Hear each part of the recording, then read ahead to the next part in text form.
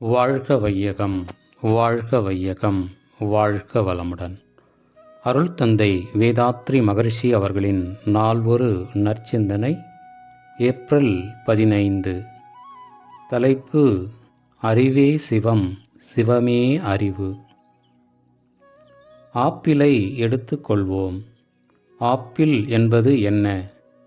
இறைவன் என்பது யாது?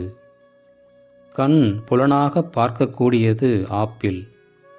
அந்த காட்சி கடந்தால் விஞ்ஞான அறிவுக்கு போகையில் அணு. அதற்கு மேல் விஞ்ஞான அறிவுக்கு போகும்போது அணு என்பதாக ஒன்றும் இல்லை.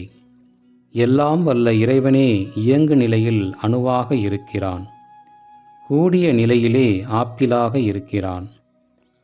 ஆப்பிளிலே இப்போது சிவத்தை காண்கிறோம்.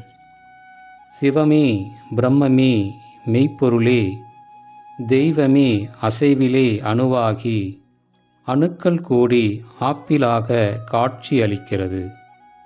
இப்போது ஆப்பிளிலே நாம் இறைநிலையை காண்கிறோம்.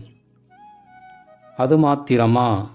எந்த பொருளை எடுத்துக்கொண்டாலும் இந்த 3 உண்மைகளை ஒரே நேரத்தில் பார்க்கக்கூடிய பழக்கம் இன்றிலிருந்து வைத்து கொள்ளுங்கள்.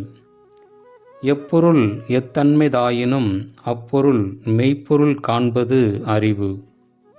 பொருள் தோற்றம் இரண்டுமே ஒன்றுதான். ஒரு பேனாவை எடுத்துக்கொள்ளுங்கள், அல்லது ஒரு மனிதனை, ஒரு மிருகத்தை எடுத்துக்கொள்ளுங்கள். உருவத்திலேதான் பேனா, மனிதன், மிருகம். ஆனால் அதை கடந்து விண்ணறிவுக்கு போனால் அணு. அணுவை கடந்து போனால் சிவம். அந்த 3வது படிக்கு போய்விட்டால் எந்த பொருளுமே சிவம்தான், இறைநிலையேதான், இறைவனேதான். அசைவிலே அணுவாகி கூட்டிலே காட்சியாக இருக்கிறான்.